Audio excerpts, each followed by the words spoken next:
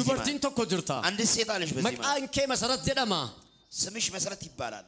du'aaf rakkina hidhaa seexanaan sirratti arga ሞትና የሰይጣን እስራትን ባንቺ ላይ ያያለው sidhukkuba siin yeroo baay'ee deddeebi'ee ብዙ ጊዜ እየተመላለሰ yaabbish duutuuf sirratti hojjetameera እንድትሞቺ ተሰርቶብሻል maatii kee keessa ከቤተሰቦችሽ ውስጥ siin alatti ካንቺ ሌላ abbabee nama jedhamutu jira አበበ የሚባል ሰው አለ maatii kee keessachuudha በቤተሰብሽ ውስጥ si kadhachuun barbaada ላንቺ መጸለይ harka kee na agarsiisi እጆችሽን አሳይ resikaya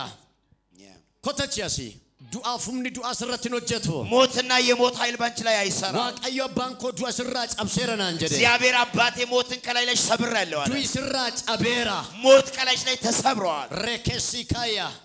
harka kee ol qabi humna dhiiga hoolichaan abbabee maal keetette obboleessa keeti galsidem humni du'a bara dheeraa kan irratti hojjette yeroo kanaa jalqabeessi ajajeera gadhisi sokki maqaama Yesuus Kiristoos nama Naazreetiin du'a sirratti ba'e kana ani cabseera amen waaqayyo abbaan koo du'a sirraa cabseera naan jedhe amen bilisa አሜን mulunaan maal keeti obboleessa keeti yes innis bilisa amen nagaan ta'eeraa fi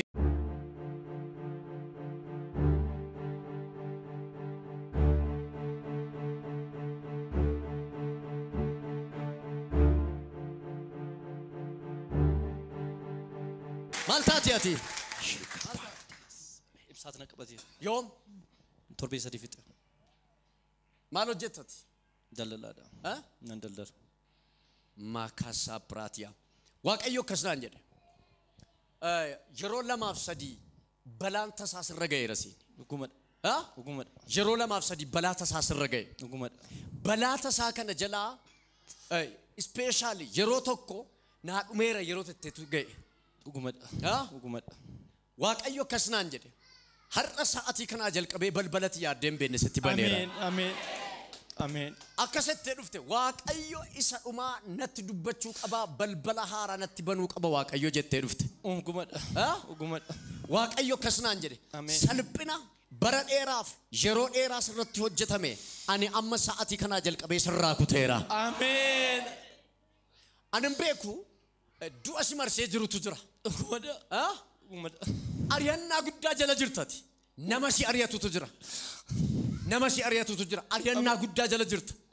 har'a furmaata at least furmaata tunaaf ta'a jetteeti kan dhufte waaqayyo abbaan koo akkasnaan jedhe du'aaf humna du'aa waggaa dheeraa kaasee sirratti hojjetame har'a galagalcheera amen kisaara hamaa jala jirtaati kisaara hamaa jala jirta kisaara kana jala ba'uu hin dandeenye kisaara kana jala socho'uu hin dandeenye waaqayyo abbaan koo amma sirraa kaffaleera naan amen iyya amen jedha si ta'eera